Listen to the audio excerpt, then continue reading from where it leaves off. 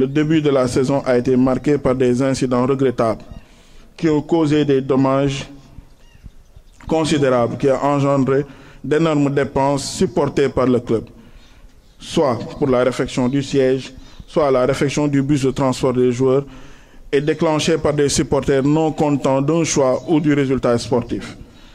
Un acte déplorable et inadmissible pour une équipe professionnelle qui aspire à jouer les premiers rôles du championnat national. Ainsi, durant la saison, le public HLM, collé comme jamais à son équipe, s'est mobilisé comme un seul homme derrière son équipe, jouant avec détermination son rôle de 12e homme, pour aider et soutenir l'équipe à atteindre ses objectifs. Nous lançons un appel à la population des HLM à continuer à soutenir et à accompagner l'équipe dans ses échéances futures, afin de redonner son lustre d'antan au club. Par ailleurs, nous condamnons les scènes de violence enregistrées cette année dans les stades, à l'occasion de certains matchs, sur le staff technique et sur des joueurs. Je vous rappelle que nous sommes tous animés par la même envie, et lorsqu'on aspire à aller vers l'excellence, on se doit d'être exemplaire. Le rayonnement de notre équipe ne peut se faire que dans la stabilité et une bonne symbiose entre les supporters et le staff, le comité directeur et tous les composants du club en particulier et des HLM en général. C'est aussi le moment de vous adresser des mots de remerciement à tous ceux qui sont donnés corps et âme, pour parfois dans des conditions difficiles, mais vous avez assuré. Votre présence et votre engagement témoignent l'intérêt que vous portez à la réussite et au développement de notre ASC HLM. Je vous invite à prendre davantage conscience de l'importance des supporters que nous sommes. Nous sommes le fer de lance de notre équipe, mais aussi un des piliers fondamentaux sur lesquels repose le bon fonctionnement de l'ASC. Le président de la commission des supporters, M. Cheikh Ahmadou Bamba Gueye, ici présent, tient aussi à vous remercier tous les sympathisants et la population des HLM sans distinction par la voix du comité directeur.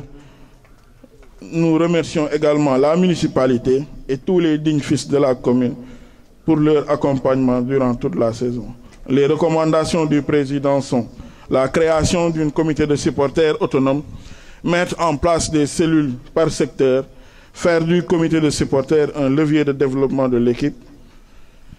Donc, je vous remercie. Nous sommes vers la fin et nos sentiments sportifs les meilleurs à chère Auguste Assemblée. Allez, ASC HLM.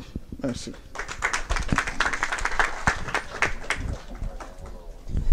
Merci, Président. Merci. Donc, moi, encore une fois, avec 20 jours, voilà, avec 20 jours. Merci. Moi, encore une fois, c'est 74 055 863. Donc, si vous partez à la page 2, donc, comme je vous l'ai expliqué tantôt, donc, vous voyez que la recette globale est 59 243 550, plus les emprunts, donc, à hauteur de 14 812 313. Donc, vous n'avez que 74 055 863. Donc, en termes de dépenses, donc, vous voyez que équilibré. Donc, Khalis Biyep, vous avez dépensé. Donc, commission sportive def na ay dépenses ak yenen commission yëpp ku si nekk dafa def ay dépenses. Donc mën ngeen gis le détail des dépenses sur le fichier qu'on vous a remis.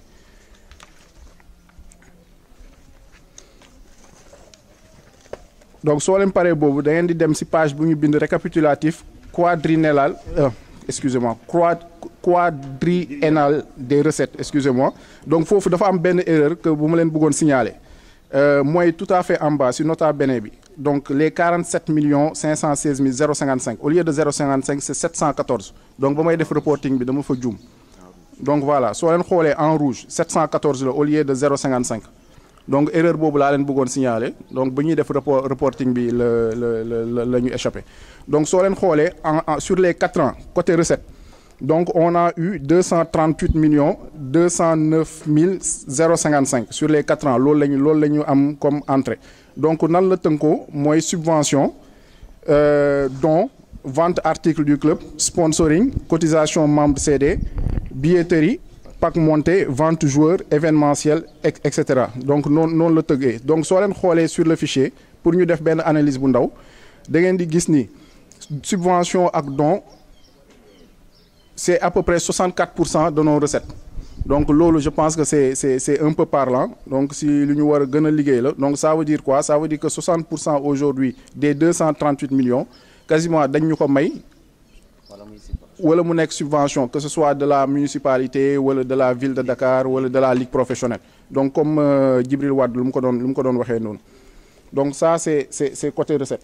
Donc il faut savoir aussi sur les recettes totales de 238 millions. Donc 47 516 714 l'équipe bi déficitaire. Donc actuellement équipe bi est déficitaire, encore une fois je répète, de 47 516 055. Donc lii 2 ans de retard de salaire si la bokk. Donc daaw dañu amee woon retard de salaire, ren aussi ñu am retard de salaire. Donc équipementier bi aussi que ce soit bu daaw bi mooy res ak bu ren bi Coris dañ leen amel xaalis. Donc lu si des yëpp on le doit à des tiers. Donc ay nit yoo xam ne peut-être ils ont confiance au club ñu nekk si difficulté ñu lebal ñu seen xaalis. Donc si loolu la dette bi tëddoo quoi, les 47 millions.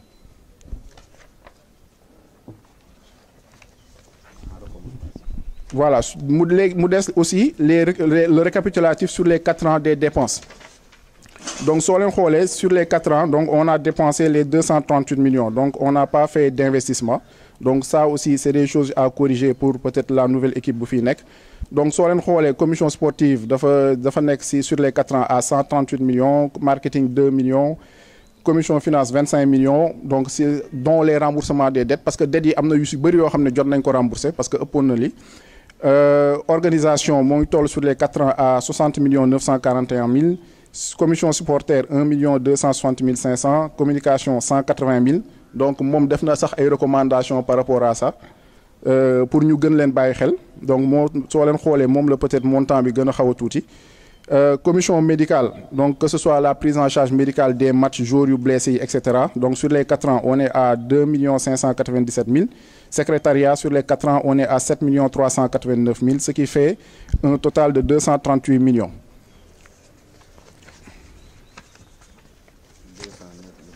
Voilà, 0,55. Donc mu des une dernière partie par rapport concernant les recommandations donc qui s'articule sur 12 points. Donc on va faire peut-être rapidement le tour des 12 recommandations. Donc la première recommandation donc bu les financiers di def mooy pour la nouvelle équipe ñu essayer regrouper finance, sponsoring et marketing parce que soo leen xoolee ci organigramme bi c'est séparé donc malheureusement parfois dina am quelque quoi alors que suñ ko regrouper peut-être liggéey bi day gën a yomb. Donc le deuxième point mooy la création d'une commission audit interne et contrôle. Donc parce que sur les 4 ans malheureusement on n'a pas eu de contrôle. Donc def nañ lu ñuy def xëy na peut-être kenn suñu amoon peut-être ay commissaires aux comptes wala peut-être ay auditeurs externes peut-être dinañ doon gis ay affaires yoo xam ne peut-être voilà waroon nañ ko mën a améliorer wala corriger ko quoi. Aussi les assemblées générales yu ñu jot a def sur les 4 ans malheureusement amul benn commissaire aux comptes boo xam ne certifié na les états joxe quitus bi. Donc moo tax d'où l'importance aujourd'hui pour peut-être pour la nouvelle équipe de créer une commission audit interne et contrôle. Donc le troisième point mooy ouverture d'un compte bancaire pour HLM Foot Pro. Donc soo leen xoolee comme lu ko président Djibril Wade waxee donc ñun actuellement HLM Foot Pro SARL la. Donc dañ dem ci notaire ñu ubbil ñu benn société en bonne et due forme mais malheureusement compte bancaire bi ba tey jii ñuy wax ak yéen. Compte bancaire bi ba tey jii ñuy wax ak yéen ubbiwuñu ko donc loolu aussi c'est une amélioration à faire pour la nouvelle équipe. Donc beneen bi le seul inconvénient peut-être pour l'ouverture du compte mooy aujourd'hui financiers yi dootuñu ci am accès benn nit rek moo ci am accès mooy le gérant et par défaut le gérant c'est le président du club. Voilà ça aussi bon peut-être la nouvelle équipe peut-être mën nañ ci discuter ñu xool lan moo ci gën a opportun.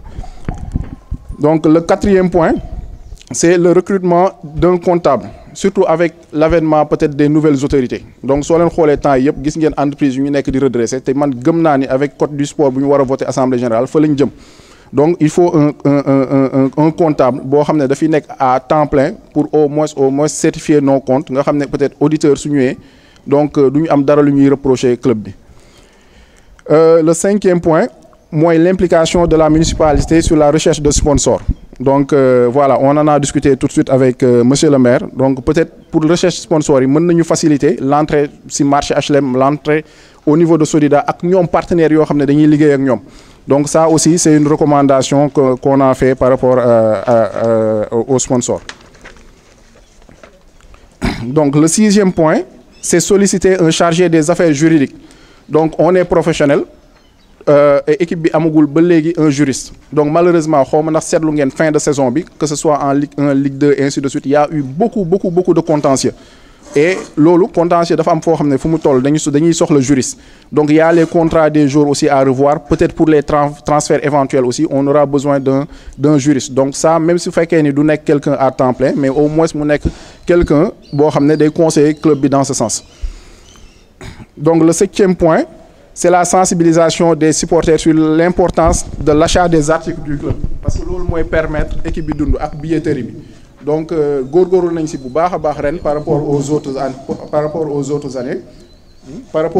années mais war na gën a mën a yokk man dama jàpp ni HLM mën nañu jaay par année par saison 5000 voire 10 000 maillots mais si on n'arrive pas à écouler 1500 maillots quand même y a problème. Donc la 8e recommandation, c'est la mise en place d'une boutique officielle qui sera localisée au stade des HLM. Donc actuellement bon boutique u mbagg lañu yor dañuy kenn daf ñuy woo ñu dem yóbbul ko maillot bi et c'est pas intéressant parfois nit mën na bëgg xam fan la boutique bi nekk donc pour dem jëndi directement et loolu day permettre sax ñu maîtriser suñu stock. Donc ça aussi peut-être c'est une urgence peut-être pour la nouvelle équipe qui doit venir donc investissement la laaj mais aussi da koy jar daal. Le 9e point, c'est la digitalisation des transactions financières. Donc aujourd'hui, comme on est professionnel, et pour faciliter même le travail du comptable, toutes les transactions financières doivent être digitalisées. Donc lolo au moins nous permettre une traçabilité.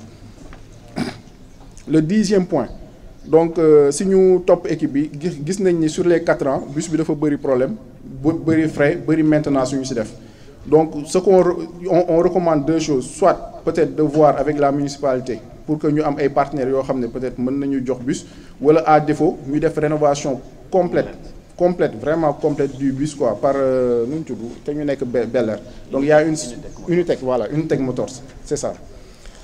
Donc le 11e point, ça aussi il y a Djibril Wade, le président Djibril Wade qui en a parlé tout de suite, c'est trouver des actionnaires. Donc sur la saison 2021-2022 fini, discuter nañ ci mais malheureusement ba léegi matérialisé wul parce que tey nit day mën na joxe xaalis par exemple 80 millions lañ ñu may sur les 4 ans mais en retour nit ki du ci am dara alors que aujourd'hui su fekkee ni peut-être moom personne ressource la mu jënd part au moins moom day xam ne xaalis bi aujourd'hui muy dugal ci club bi dina à la fin su fekkee ni dañ def bilan positif boobu peut-être dina ci mën a seddu donc loolu day permettre nit ñi di gën a ñëw pour dugal seen xaalis donc pour rappel rek en 2021-2022 lu ñu waxoon mooy capital bi dañ koy ubbi donc ASC HLM day majoritaire naturellement à 51%. ñu waxoon ASC bu ci nekk les 7 ASC de la commune ku ci nekk da ngay am sa part ñu waxoon que municipalité bi aussi dafay am paaram. Les 9% je pense ou les 12% qui restent ñu ubbi action bi pour les personnes ressources yu nekk ci commune bi suñu bëggee dugal seen xaalis donc le dernier point c'est le document est là voilà après dinañ ko partager ko donc le dernier point c'est mettre en place un manuel de procédure donc